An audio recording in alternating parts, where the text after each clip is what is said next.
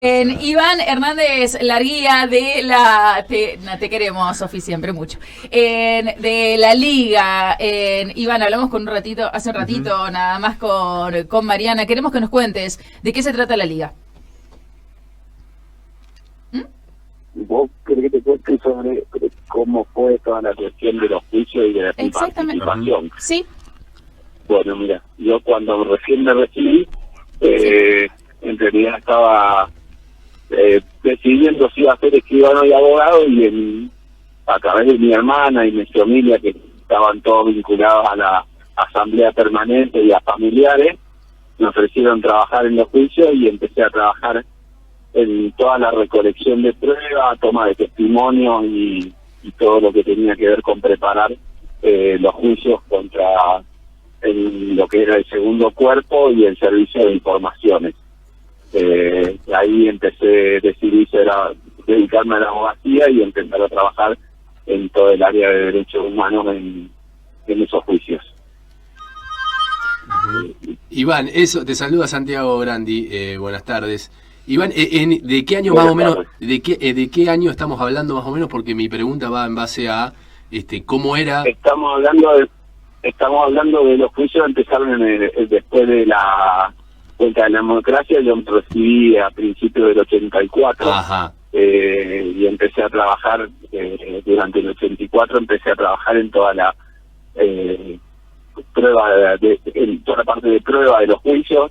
Fundamentalmente lo que hacíamos era tomar testimonio a las personas que habían sido víctimas de la represión ilegal y bueno, cosas bastante duras y sobre todo vincularlas a la gente que había desaparecido, o sea, porque muchas veces a través de un testigo lo que tratábamos era de probar en dónde había estado y cómo habían matado a alguna de las personas que nosotros teníamos que probar para poder imputar a los distintos militares y a los policías y a los civiles que participaron de la represión. Claro, y cómo era Iván en ese momento? Porque ayer leí una nota de Luis Brunstein en página 12 y me pareció muy interesante respecto a cómo a través, y un poco lo que decía Mariana y otras personas que han estado entrevistadas, el trabajo de los organismos de derechos humanos fue sin duda la piedra basal para pensar esta realidad, esta convocatoria de hoy, o no de hoy, sino ya de las últimas décadas. Pero ¿cómo era en ese contexto en el cual la dictadura había Mira, terminado hacía pocos meses y estaba ese peligro latente, e incluso cierta indiferencia que probablemente haya sido generalizada, ¿no?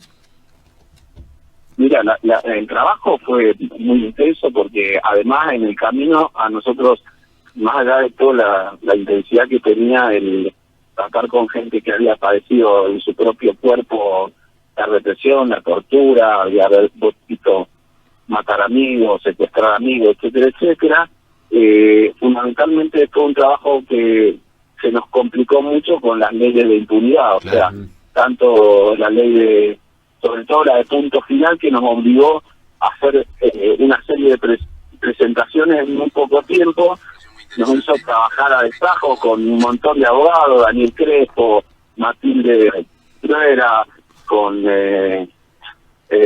Mario María Alejandra Torren y la doctora, eh, un montón, una serie de colegas que éramos jóvenes y trabajamos en juntar toda esa prueba, tomar testimonio, encontrar a las personas que habían visto alguno u otro en determinados centros de detención, y fue un trabajo arduo que estaba lidiando con la falta de ratificación de la conducta de la mayoría de los tribunales, que no era la esperada, y de hecho nos dificultaban bastante toda la tarea, sobre todo en los tribunales federales, ¿no?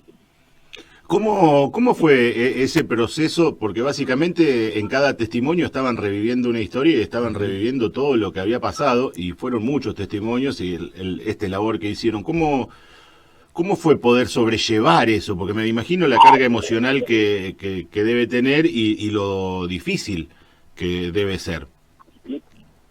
Mira, la verdad que fue un trabajo bastante duro, porque decir que nosotros teníamos mucho apoyo de gente mayor que nos acompañaba y que era la gente que hacía más la parte política de los organismos, que nos permitió, vamos a decir, poder llevarlo de una manera menos dolorosa, pero en realidad la gran dificultad era que vos te encontrabas con que no había a nadie que le interese mucho intentar lograr la verdad sobre lo que había pasado en la Argentina muy pocos años antes.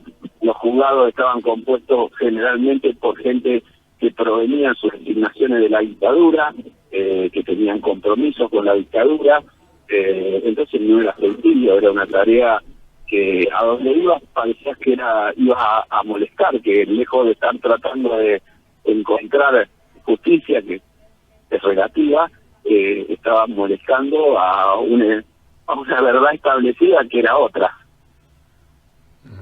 ¿Y qué fue lo que uno supone, ¿no? Pero salís a hacer estos procesos, te encontrás con el dolor por un lado y por la indiferencia, con la indiferencia por el otro. ¿Qué es lo que los hacía y los hizo seguir? ¿Y cuál es la explicación que le encontró? Digo, porque en algún momento supongo que decís, bueno, no quiero más estar reviviendo constantemente un dolor cuando a nadie más le importa. No, lo que pasa es que hacía a los familiares y a la gente que vos, o sea, nosotros, vamos a decir, trabajábamos en función de poderes que nos daban los familiares, claro. Y en realidad nosotros teníamos un compromiso por sobre todas las cosas con los familiares, más allá de la cuestión del compromiso político que significa elegir trabajar en eso. Fundamentalmente el compromiso era con las madres, con las abuelas, con toda la gente que confiaba en vos, que ibas a tratar de usar todos los elementos que estén a tu mano para poder condenar y que se castigue a las personas que hicieron terrible daño, no solo a una generación, a todo el país, porque lo que hicieron durante la dictadura fue algo tan espantoso que no afecta solo a la generación que mataron, sino que va a afectar a las generaciones futuras de 1000 formas distintas. Entonces era un trabajo que te requería el compromiso por el solo hecho de querer que nunca más pase eso.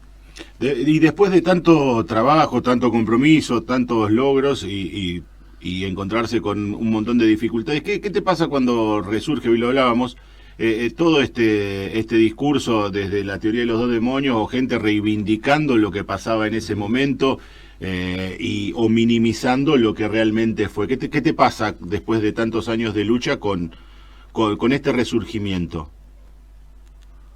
Mira, eso en realidad nunca desapareció, o sea, es una cuestión de posiciones que no varían. La gente, mucha entendió, la gente que era, si querés, menos jodida, que tenía menos resistencia, pero en realidad hay un montón de gente en nuestra sociedad que de alguna manera justifica todas esas barbaridades, pero en realidad pasó y va a pasar. Lo bueno es que no es tan grande como en esa época. Yo te digo, en esa época, bueno, de hecho, hasta nosotros los abogados recibíamos amenazas, hacíamos denuncias, no pasaba nada, pero nada. Hoy, todas esas circunstancias, creo que gracias a Dios, existen algunas personas o grupos con una determinada ideología que siguen compartiendo todo eso, pero la gran mayoría, eso por lo menos no. En eso creo que de alguna manera hay un consenso que eso fue una barbaridad y que no tiene que ocurrir nunca más en la Argentina. Tengo 2 preguntas, Iván. La primera es si en ese momento pensabas de que estabas dentro de una situación histórica de lo que estaban investigando, y segundo, ¿cuál fue tu sensación con el primer enjuiciamiento? Mira, la segunda parte no te la escuché, pero la primera, no, la verdad que en realidad era muy joven y no tenía esas perspectivas de haber participado de juicios que realmente son históricos, porque juzgar a los mismos tipos que hacía 1 año, 2 años, 3 años eran los dueños de la vida y la muerte de todos los ciudadanos argentinos, la verdad que es raro, y visto hoy, la verdad que sí es un hecho que en pocos lugares del mundo ha sucedido así, y es un orgullo, por mínima que sea la participación de cada uno, de haber participado. Y por otro lado, lo que sí me pasaba en ese momento, que muchas veces los relatos hacían que a esta edad te conmocionen para todo el resto de tu vida, ¿no?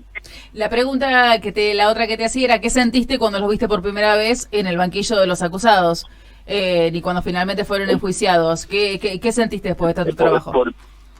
Por ahí es feo esto, pero la verdad sentí un inmenso placer de ver esa lacra humana juzgada y condenada.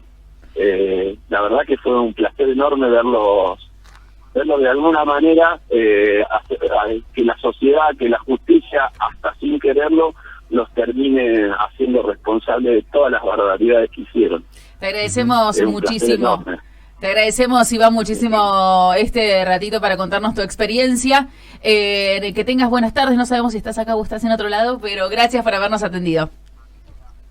Bueno, estamos. Un abrazo. El doctor Iván Hernández Laría pasó por nuestra transmisión. 8 minutos pasaron.